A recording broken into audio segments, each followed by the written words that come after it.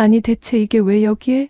저랑 엄마는 도시락 안에를 보고 한참 동안 너무 놀라 말없이 서로 바라보기만 했습니다. 이게 그렇게 도시락이 무거웠던 이유였을까요? 어머님은 갑자기 왜 이런 걸 도시락 안에 넣으신 걸까요? 황혼의 불같은 사연이 시작되기 전에 구독과 좋아요 눌러주시고 어디서 듣고 계시는지 댓글로 남겨주세요. 결혼하고 3년이라는 시간 동안 제가 살던 곳은 시간이 멈춘 것 같은 낡은 단독주택이었습니다. 대문을 열 때마다 삐걱거리는 소리가 온 동네에 울려 퍼졌고 천장은 낮아서 늘 가슴이 답답했죠.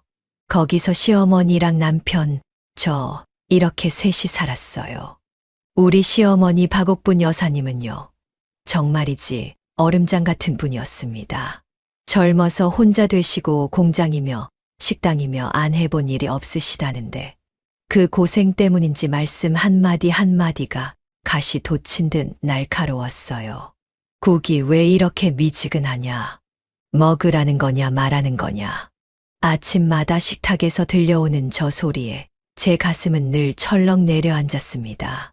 집안의 모든 중심은 시어머니랑 남편이었죠. 밥상의 상전은 당연히 그 두 사람이었고요. 생선 토막도 큰 건 남편 접시에 고기 반찬도 시어머니 앞에 놓여야 마음이 놓였습니다. 저는 늘 부엌 한 구석에서 식구들 다 먹고 남은 식업 빠진 국에 밥을 말아 먹었습니다. 그게 며느리 도리라고 생각하며 살았던 제가 지금 생각하면 참 미련했죠. 남편이라도 내 편을 좀 들어줬으면 좋으련만 그 사람은 늘 입버릇처럼 그랬어요. 지현아, 우리 엄마가 나 하나 키우느라 얼마나 고생했는지 알잖아. 내가 좀 이해해. 그 말 한마디면 저는 입을 꾹 다물 수밖에 없었죠. 엄마가 겪은 고난이 면죄부라도 되는 양, 제 서러움은 늘 뒷전으로 밀려났습니다. 집안일은 끝이 없었어요. 낮은 천장 탓인지 조금만 움직여도 기운이 쏙 빠졌습니다. 시어머니는 제가 청소기를 돌리면 먼지 날린다고 야단이시고 걸레질을 하면 물기 제대로 안 닦냐고 핀잔을 주셨죠. 가끔은 제가 며느리가 아니라 이 집의 유령 같다는 생각도 들더라고요. 아무도 제 마음이 어떤지, 제가 뭘 먹고 싶은지 묻지 않았으니까요. 무엇보다 저를 가장 힘들게 했던 건 친정 소식이었습니다. 혼자 사시는 우리 친정엄마, 몸이 안 좋다는 소식을 건너 들을 때마다 가슴이 찢어지는 것 같았죠. 결혼하고 단 한 번도 마음 편히 찾아가 보질 못했어요. 시어머니 눈치가 보여서 엄마 보러 갔다 올게요 라는 말이 도무지 나오질 않더라고요. 효부 소리는 못 들어도 집안 망신시키는 며느리는 되기 싫었나 봐요. 그러다 1년에 단 한 번 엄마랑 꼭 만나기로 약속한 날이 다가왔습니다. 며칠 전부터 밤잠을 설쳤죠. 이번에도 못 가면 정말 엄마 얼굴 다시는 못 볼지도 몰라. 거울 속의 제 얼굴은 생기 하나 없이 푸석푸석했습니다. 친정엄마에게 보여주기엔 너무나 초라한 모습이었지만 그래도 보고 싶었습니다. 아니, 봐야만 했어요. 하지만 시어머니의 서슬퍼런 눈빛을 마주하면 입이 떨어지질 않았습니다. 아침부터 기분이 안 좋으신지 그릇을 탁탁 놓으시는데 그 소리가 꼭 제 가슴을 때리는 것 같았거든요. 결국 저는 인생에서 처음으로 아주 위험한 선택을 하기로 했습니다. 가족들에게 거짓말을 하기로 한 거예요. 그 거짓말이 나중에 어떤 폭풍으로 돌아올지, 그리고 시어머니가 건넬 그 묵직한 가방이 제 인생을 어떻게 바꿔놓을지 그때는 정말 꿈에도 몰랐습니다. 약속한 날이 밝아오는데 가슴이 방망이질을 해서 멈추질 않았습니다. 새벽부터 부엌에 나가 쌀을 씻는데 손끝이 달달 떨리더라고요. 시어머니는 벌써 일어나 앉으셔서 거실 한복판에서 TV를 보고 계셨죠. 그 서슬퍼런 뒷모습을 보는데 침이 꼴깍 넘어갔습니다. 오늘 못 가면 정말 평생 후회할 것 같았어요. 엄마 목소리가 귓가에 쟁쟁했거든요. 지연아, 나 괜찮다. 바쁘면 안 와도 돼. 그 말이 사실은 너무 외롭다는 소리인 거. 딸인 제가 모를 일이 없잖아요. 아침상을 차려내고 남편이 숟가락을 들 때쯤 겨우 입을 뗐습니다. 어머니, 저 오늘 회사 외근이 잡혀서요. 짐도 많고 이동할 곳도 많아서 조금 늦을 것 같아요. 제 목소리가 떨리는 게 제 귀에도 들릴 정도였습니다. 남편은 아무 생각 없이 외근 고생하겠네 하고 넘어가는데 시어머니는 숟가락을 딱 멈추시더군요. 그러더니 제 얼굴을 아주 한참 동안 빤히 쳐다보셨습니다. 그 눈빛이 꼭 제 속을 다 들여다보고 있는 것 같아서 고개를 들 수가 없었죠. 서둘러 짐을 챙겨 나가려는데 시어머니가 부엌에서 보냉 가방 하나를 들고 나오셨습니다. 남색 바탕에 때가 좀 탄 평소에 장 보러 다니실 때 쓰던 그 가방이었죠. 밖에서 굶지 말고 이거라도 챙겨 먹어. 사 먹는 밥이 다 거기서 거기지. 가방을 제 손에 툭 건네주시는데 깜짝 놀랐습니다. 손목이 툭 내려앉는 기분이었거든요. 어머니, 이게 뭐예요? 왜 이렇게 무거워요? 제가 물었지만 시어머니는 대답도 안 하시고 안방으로 쌩하니 들어가 버리셨습니다. 문 닫히는 소리가 유난히 크게 들리더라고요. 가방을 들고 현관문을 나서는데 묵직한 무게가 온몸으로 전해졌습니다. 3단 도시락이라기엔 너무 무거웠어요. 마치 가방 안에 돌덩이라도 넣어둔 것 같은 그런 무게감이었죠. 버스 정류장까지 걸어가는 그 짧은 길에서도 몇 번이나 손을 바꿔 쥐었습니다. 대체 뭘 넣어주신 걸까? 혹시 내가 거짓말하는 거 눈치채고 골탕 먹이시려는 건가? 별별 생각이 다 들었습니다. 시어머니 성격에 좋은 걸 싸주셨을 리는 없잖아요. 평소에 저한테 남은 음식이나 주시던 분인데 말이에요. 가방 입구를 슬쩍 열어볼까 싶다가도 왠지 시어머니가 어디선가 지켜보고 있을 것만 같아 차마 열어보질 못했습니다. 출근길 지하철 안에서 사람들에 치이는데도 이 무거운 보냉 가방만은 꼭 끌어안고 있었습니다. 제 팔에 가방끈 자국이 선명하게 남을 정도로 꽉 쥐었죠. 주변 사람들이 힐끔거리는 것 같았습니다. 저 여자는 무슨 짐이 저렇게 많나 싶었겠죠. 하지만 제 머릿속엔 오직 한 사람뿐이었어요.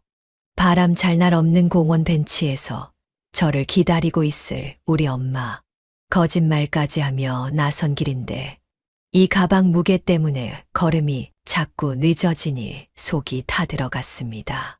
평소보다 버스는 왜 이렇게 안 오는지, 신호등은 왜 이렇게 긴지, 보냉 가방 안에서 덜컹거리는 소리가 들릴 때마다 심장이 덜컥 내려앉는 것 같았습니다. 이게 축복일지 재앙일지 모르는 채로 저는 그 묵직한 진실을 들고 엄마가 있는 곳으로 한 걸음씩 다가갔습니다. 시어머니의 날카로운 목소리가 환청처럼 들리는 것 같아 자꾸만 뒤를 돌아보게 되더군요. 지하철역 계단을 오르는데 정말 팔이 빠지는 줄 알았습니다. 이 보냉 가방 도대체 안에 뭘 넣으신 건지 들면 들수록 더 무거워지는 것 같더라고요. 시어머니가 평소에 저를 골탕 먹이려고 무거운 돌덩이라도 집어넣으신 건 아닐까. 그런 못된 생각까지 들었습니다. 솔직히 말해서 제 처지가 너무 처량했거든요.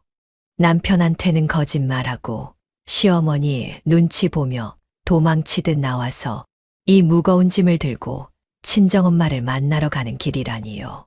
땀은 비 오듯 흐르고 손목은 욱신거렸지만 멈출 수가 없었습니다. 버스에 올라타서 가방을 무릎 위에 올렸는데 묵직한 무게가 허벅지를 짓누르더라고요.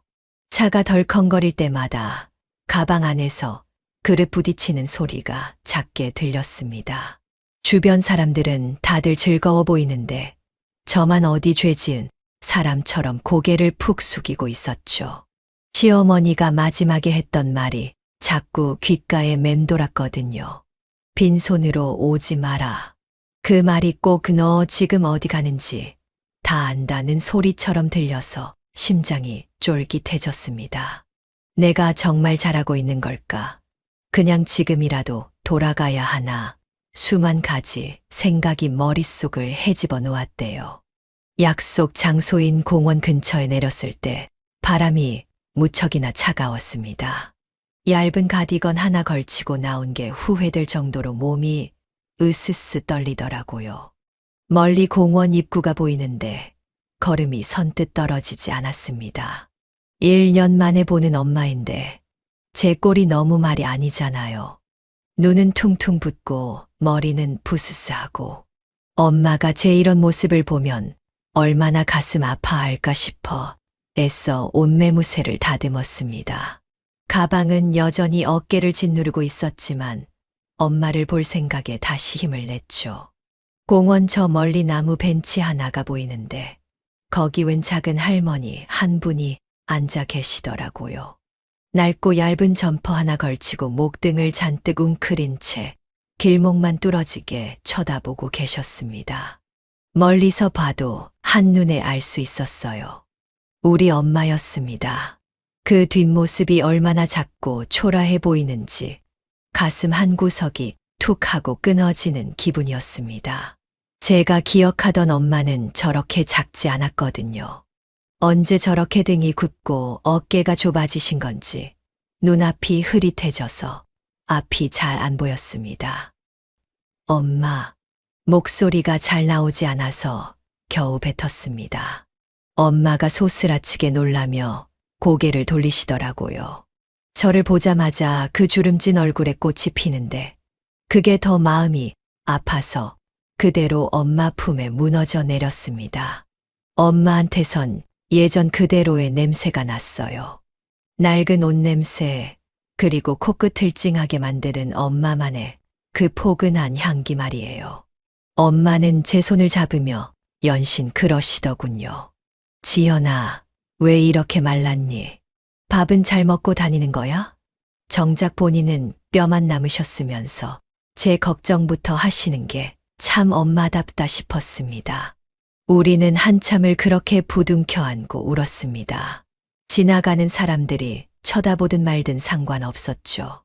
1년 동안 참아왔던 서러움이 엄마를 보니까 한꺼번에 터져 나왔거든요. 시댁에서 남은 국에 밥 말아 먹던 일, 시어머니의 눈치 보느라 숨 죽여 살던 일, 그런 얘기들은 입 밖으로 내지도 못했지만 엄마는 제 손만 만져보고도 다 아는 눈치였습니다. 고생 많았다, 우리 딸. 엄마가 몸이 안 좋아서 너를 더 힘들게 하는구나. 엄마의 그 말에 가슴이 찢어지는 줄 알았습니다. 바람이 더 매서워지길래 제가 들고 온 보냉 가방을 벤치 위에 올렸습니다. 엄마가 가방을 보더니 눈이 휘둥그레지시더라고요. 이게 다 뭐냐? 이렇게 무거운 걸 들고 그 먼 길을 온 거야. 제가 시어머니가 챙겨주신 도시락이라고 하니까 엄마는 믿기지 않는다는 표정을 지으셨죠. 사실 저도 믿기지 않았습니다. 시어머니가 왜 이런 걸 싸주셨을까요? 평소엔 말 한마디 따뜻하게 안 하시던 분인데 말이에요. 가방끈을 풀려고 손을 갖다 댔는데 손가락이 미세하게 떨렸습니다. 이 묵직한 가방 안에 도대체 무엇이 들었길래 제 손목이 이토록 비명을 지르는 건지 이제야 그 속을 들여다볼 시간이 된 겁니다. 지퍼를 여는데 손끝이 왜 그렇게 떨리던지요. 가방 안에서 훅 끼치는 맛있는 냄새에 저도 모르게 마른 침을 꼴깍 삼켰습니다. 솔직히 말해서 저는 그냥 대충 남은 반찬이나 싸주셨을 줄 알았거든요. 그런데 가방 제일 윗칸을 꺼냈을 때 저랑 엄마는 동시에 입을 쩍 벌리고 말았습니다. 윤기가 좌르르 흐르는 하얀 쌀밥이 꾹꾹 눌러 담겨 있는데 아직도 온기가 남아 있더라고요. 엄마가 그 밥을 보더니 제 손을 꽉 잡으셨어요. 사돈댁이 새벽부터 이 밥을 지으신 게냐? 엄마의 목소리가 파르르 떨리는데 저는 대답도 못하고 고개만 끄덕였습니다. 두 번째 칸을 열었을 때는 정말 눈물이 왈칵 쏟아질 뻔했습니다. 저희 엄마가 제일 좋아하는 생선조림에다가 노릇노릇하게 부쳐낸 전들이 정갈하게 담겨 있었거든요. 아유, 진짜 글쎄 말이에요. 평소에 저한테는 생선 대가리나 먹으라고 밀어주시던 분이잖아요. 그런 분이 어떻게 엄마 취향을 알고 이렇게 정성을 들이셨는지 도무지 믿기지가 않았습니다. 엄마는 세상에 소리만 하시면서 젓가락을 들지도 못하고 바라만 보시더라고요. 그동안 시어머니 무섭다고, 시집살이 힘들다고 속으로만 욕했던 제 자신이 너무 부끄러워서 쥐구멍에라도 숨고 싶었습니다. 예, 지연아. 사돈댁이 너를 참 아끼시는구나. 이런 정성을 보면 알 수 있어. 엄마가 울먹이며 생선살을 발라 제 밥 위에 올려주시는데 목구멍이 꽉 막혀서 넘어가지가 않았습니다. 엄마랑 나란히 앉아 그 밥을 먹는데 바람은 차가워도 속은 뜨거워지는 기분이었죠. 엄마는 그 오랜만에 먹는 정성 어린 밥이 보약이라도 되는 양 한 톨도 안 남기고 다 드셨습니다. 그런데요, 두 칸을 다 비웠는데도 보낸 가방이 여전히 묵직한 거예요. 이상하다 싶었죠. 빈 통이면 가벼워야 하잖아요. 손목에 전해지는 그 기묘한 무게감에 다시 가방 안을 들여다봤습니다. 가방 제일 밑바닥 마지막 세 번째 칸을 꺼내는데 묵직함의 실체가 드러났습니다. 거기엔 하얀 봉투 하나랑 정갈하게 접힌 쪽지 한 장이 놓여 있었어요. 봉투를 열어본 순간 저는 그 자리에 얼어붙고 말았습니다. 빳빳한 5만 원권 뭉치랑 엄마의 병원 이름, 그리고 진료비 내역이 꼼꼼하게 적힌 메모가 들어 있었거든요. 아유, 정말 심장이 입 밖으로 튀어나오는 줄 알았습니다. 시어머니는 제가 거짓말하는 거, 오늘 친정엄마 만나러 가는 거 다 알고 계셨던 거예요. 손을 덜덜 떨며 쪽지를 펼쳤습니다. 비뚤비뚤하지만 힘있는 시어머니의 손글씨가 눈에 들어왔죠. 빈손으로 친정 가는 뒷모습이 내내 마음에 걸렸다. 이 돈으로 사돈 병원 꼭 모시고 가라. 내가 도망갈까봐 감시한 게 아니다. 혼자 끙끙 앓는 내 모습이 걱정돼서 그랬다. 쓸데없는 걱정 말고 엄마랑 맛있는 거 사 먹고 늦지 않게 들어오너라. 그 글귀를 읽는데 가슴 속에서 뭔가 뜨거운 게 울컥하고 터져 나왔습니다. 엄마, 어머님이 다 알고 계셨어. 저는 그대로 주저앉아 엄마 무릎에 얼굴을 묻고 엉엉 울어버렸습니다. 무섭기만 했던 그 날카로운 눈빛이 사실은 저를 지켜보고 있었던 거였어요. 남은 국에 밥 말아 먹는 제 뒷모습을 보면서 친정 못 가 잠 못 이루는 제 한숨 소리를 들으면서 시어머니는 얼마나 속을 끓이셨을까요? 그동안 이 가방이 왜 그렇게 무거웠는지 이제야 알 것 같았습니다. 그건 돌덩이가 아니라 시어머니의 꾹꾹 눌러 담은 사랑이었던 거예요. 엄마도 쪽지를 보더니 제 등을 토닥이며 같이 우셨습니다. 지연아, 내가 시집을 참 잘 갔구나. 저런 분이 내 시어머니라니 엄마는 이제 죽어도 여한이 없다. 엄마의 그 말에 저는 더 크게 울었습니다. 시어머니가 주신 건 돈 몇 푼이 아니었죠.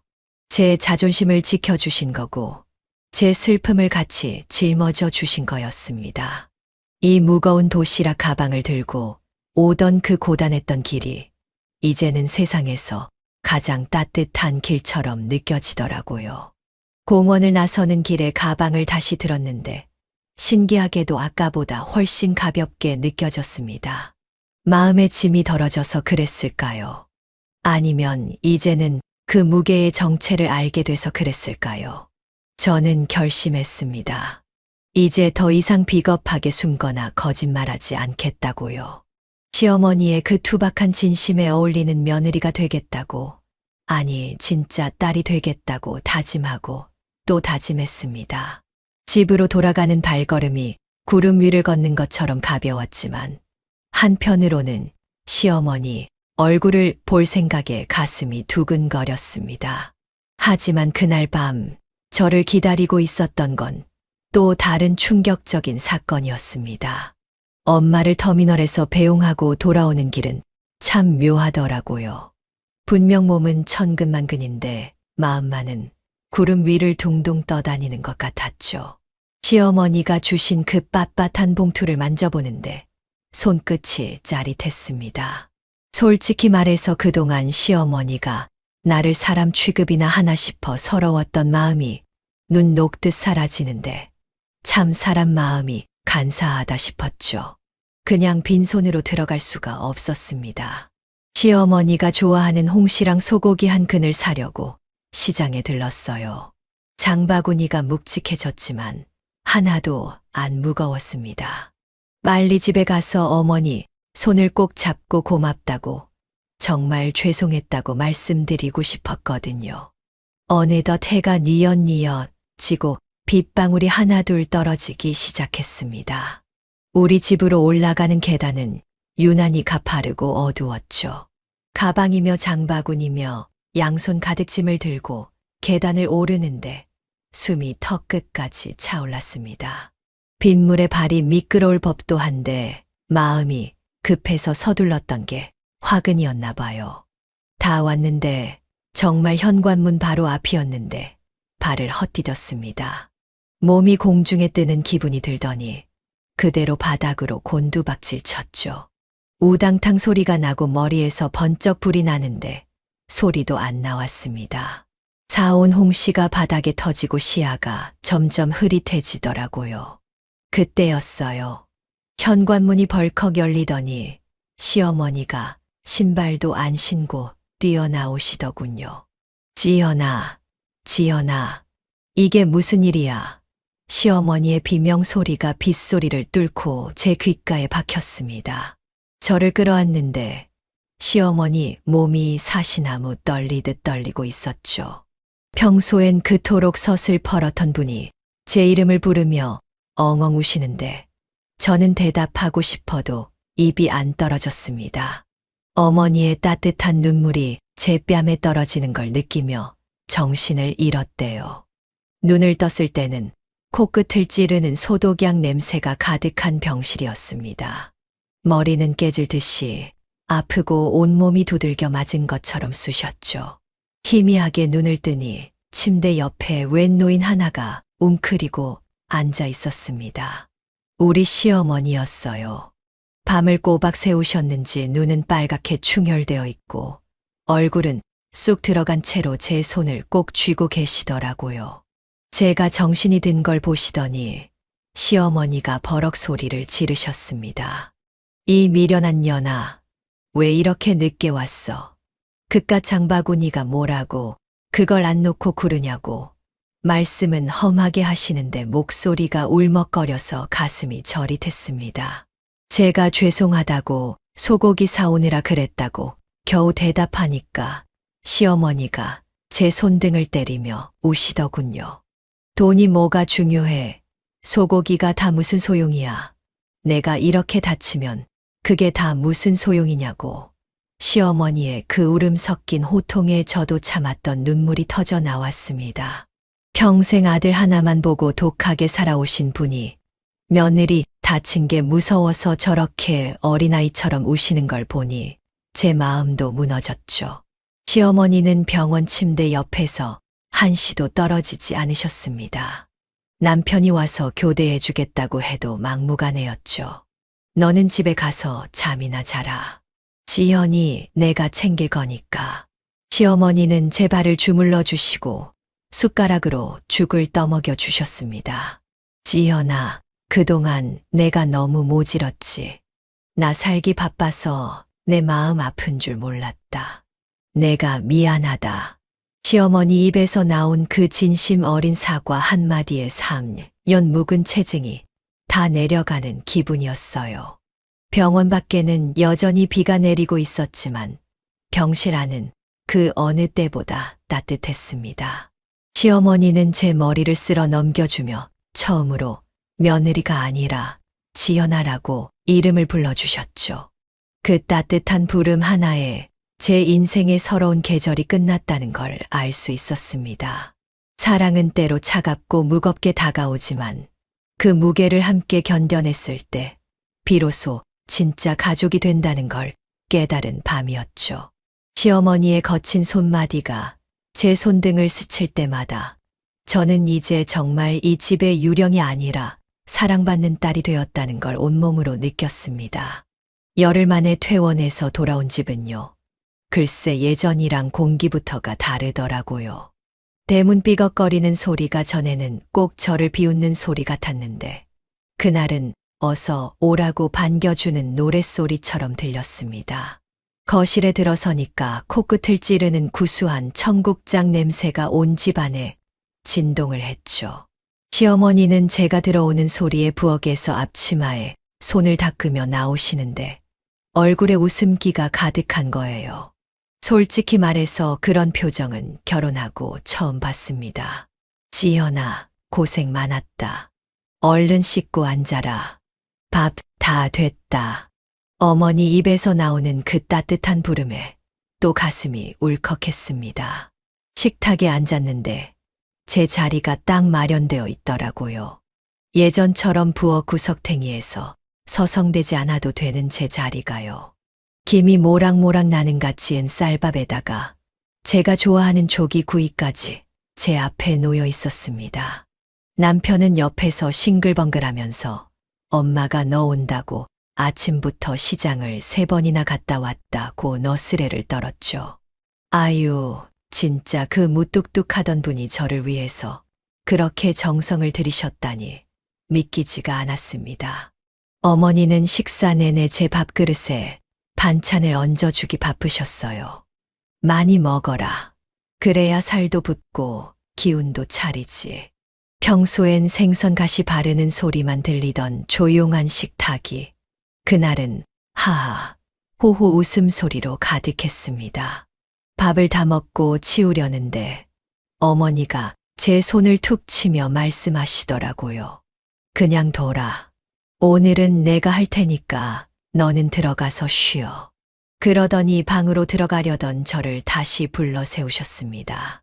부엌 한 구석에서 그 익숙한 남색 보냉 가방을 다시 꺼내 오시더라고요. 저는 가슴이 철렁했습니다. 또 어디 가라는 말씀이신가 싶어서 눈이 휘둥그레졌죠. 어머니는 아무 말 없이 가방을 제 무릎 위에 올려주셨습니다. 이번에도 묵직하더라고요. 그런데 가방 안에서 나는 냄새가 아까랑은 달랐습니다. 밥 냄새 대신 은은한 새 물건 냄새가 났거든요. 지퍼를 열어보니까 그 안에 하얀 종이 상자랑 보들보들한 털목도리가 들어있었습니다. 상자를 열어보니 아주 편해 보이는 새 운동화 한 켤레가 빛을 내고 있더라고요. 지연아, 너 낡은 구두 신고 다니는 거 볼 때마다 내 마음이 안 좋았다. 이제는 그 무거운 장바구니 들지 말고 이 편한 신발 신고 예쁜데 구경이나 다녀라. 어머니의 그 투박한 말씀에 또 눈물이 핑 돌았습니다. 목도리를 꺼내 제 목에 직접 둘러주시는데 어머니의 거친 손마디가 제 뺨에 닿았습니다. 그 손이 얼마나 따뜻하던지요. 이제 남 눈치 보지 말고 살아. 내 아들 눈치도 보지 말고 내 눈치도 보지 마라. 너는 이 집 며느리가 아니라 그냥 내 딸이다. 아유, 정말 그 한마디에 제 지난 3년의 서러움이 다 씻겨 내려가는 것 같았습니다. 제가 그동안 어머니를 무서워하기만 했던 게 얼마나 후회되던지 어머니를 꽉 안아버렸습니다. 어머니의 굽은 등이 제 품 안에서 작게 떨리고 있었습니다. 이분도 누군가의 며느리였고 누군가의 아내였고 또 누군가의 딸이었겠죠. 혼자 아들 키우며 얼마나 외롭고 힘든 길을 걸어오셨을지 그 굽은 등이 다 말해주는 것 같았습니다. 이제 그 무거웠던 도시락은 제 인생의 가장 큰 선물이 되었습니다. 밥이 아니라 사랑이 가득 들어있던 그 가방 덕분에 저는 이제 세상을 향해 당당하게 걸어 나갈 용기를 얻었거든요. 창밖으로 비치던 달빛이 그날따라 유난히 밝고 따뜻하게 느껴졌던 밤이었습니다. 그렇게 시간이 쏜살같이 흘러갔습니다. 삐걱거리던 대문은 몇 번이나 새로 칠을 했고 낫기만 하던 천장의 낡은 집도 이제는 정겨운 우리 가족의 보금자리가 되었죠. 35이었던 저도 어느덧 긴 머리가 희끗희끗한 중년이 되었고요. 우리 박옥분 여사님, 우리 어머니는 이제 80을 훌쩍 넘긴 고운 할머니가 되셨습니다.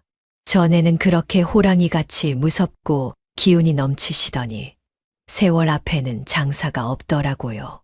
어머니의 그 꼿꼿하던 허리는 점점 굽어갔고 제 손을 맵차게 때리던 그 손도 이제는 낙엽처럼 가늘어지셨습니다. 어머니가 병상에 눕게 된 건 몇 년 전 겨울이었어요. 갑자기 기운이 없으시다더니 그대로 주저앉으셨죠. 병원에서는 노안이라며 마음의 준비를 하라고 하더군요. 남편은 넋이 나가서 울기만 하는데 저는 눈물도 안 났습니다. 그냥 이분을 어떻게 하면 조금이라도 편하게 해드릴까 그 생각뿐이었어요. 제가 사고 났을 때 어머니가 병원 침대 곁에서 밤새 제 발을 주물러 주시던 거 그게 어제 일처럼 생생했거든요. 이제는 제가 어머니의 그 마른 발을 닦아드리고 입맛 없으실까봐 정성껏 죽을 쑤어 입에 넣어드렸습니다. 어머니, 이 죽 좀 드셔보세요. 제가 소고기 잘게 다져서 넣었어요. 제가 한 숟가락 떠서 입가에 가져가면 어머니는 힘겹게 입을 벌리면서도 제 얼굴을 한참이나 쳐다보셨습니다. 그 눈빛에 담긴 미안함과 고마움을 제가 왜 모르겠어요. 가끔 정신이 맑아지실 때면 제 손을 꼭 잡고 그러셨죠. 지연아, 나 때문에 내가 너무 고생이다. 그냥 나 같은 노인네는 빨리 가야 하는데. 그러면 저는 일부러 더 큰 소리로 야단을 쳤습니다. 어머니, 무슨 그런 섭섭한 말씀을 하세요. 저랑 맛있는 거 더 많이 드시러 가야죠. 사실은 제 가슴도 갈기갈기 찢어지고 있었지만 어머니 앞에서는 절대로 약한 모습 보이기 싫었습니다. 마지막 순간은 생각보다 조용히 찾아왔습니다. 햇살이 참 좋던 오후였어요. 병실 창가로 드는 볕이 꼭 그날 공원 벤치에서 보았던 그 따뜻한 햇살 같더라고요. 어머니가 제 손을 아주 꽉 쥐시는데 그 힘이 평소랑 다르다는 걸 느꼈습니다. 저는 직감했죠. 아, 이제 정말 보내드려야 하는구나. 남편을 불러오겠다는 저를 말리시며 어머니가 아주 작게 정말 모기 소리만큼 작은 목소리로 말씀하셨습니다. 지연아, 내 딸 지연아, 너는 나한테 한 번도 며느리였던 적이 없다. 너는 내 마음으로 낳은 진짜 딸이었다. 그 말씀을 끝으로 어머니는 조용히 눈을 감으셨습니다. 제 손을 쥐고 있던 그 따뜻한 온기가 서서히 식어가는 걸 느끼는데 가슴 속에서 거대한 댐이 터지는 것 같더라고요. 엄마, 엄마, 저는 어머니를 며느리가 아니라 딸로서 불렀습니다. 통곡 소리가 병실 가득 울려 퍼졌지만 어머니는 대답이 없으셨죠. 하지만 그 평온한 표정을 보며 알 수 있었습니다. 어머니는 이제 짐을 다 내려놓고 가벼운 마음으로 떠나셨다는 걸요. 장례를 치르고 짐을 정리하다가 장롱 깊숙한 곳에서 그 낡은 남색 보냉 가방을 발견했습니다. 10수년 전 제가 거짓말하고 친정 가던 날 들려주셨던 그 가방이요. 먼지가 뽀얗게 쌓인 가방을 열어보는데 그 안에 쪽지 한 장이 들어있더군요. 지연아, 고맙다. 내 성질머리 다 받아주고 끝까지 내 옆에 있어 줘서 정말 고맙다. 어머니가 언제 써두신 건지 모를 그 짤막한 유언 같은 쪽지를 보며 저는 또 한참을 울었습니다. 그날 제가 들었던 도시락 가방이 왜 그렇게 무거웠는지, 이제는 확실히 압니다. 그건 단순히 밥이랑 반찬 무게가 아니었어요. 한 여자가 다른 여자의 아픔을 알아보고 그 아픔을 같이 짊어지겠다고 다짐했던 그 마음의 무게였던 거죠. 사랑이라는 게 그렇더라고요. 말로는 다 표현 못해도 투박하고 차갑게 느껴져도 그 진심은 결국 가장 무거운 순간에 우리를 지탱해 주는 법이니까요. 지금도 저는 가끔 부엌에 서서 그 가방을 봅니다. 그러면 어머니의 그 깐깐한 목소리가 들리는 것 같아요. 지연아, 밥 남기지 말고 다 먹어라. 아유, 정말이지. 그 잔소리가 왜 그렇게 그리운지 모르겠습니다. 사랑은 때로 무겁고 버겁게 다가오지만 그 무게를 견디고 나면 비로소 가족이라는 이름의 진짜 보석을 얻게 되는 것 같습니다. 어머니가 저에게 남겨주신 건 낡은 집도 돈도 아니었습니다. 어떤 고난이 와도 서로의 짐을 나누어 질 수 있는 사랑, 그 뜨거운 진심 하나였습니다. 긴 이야기 들어주셔서 감사합니다.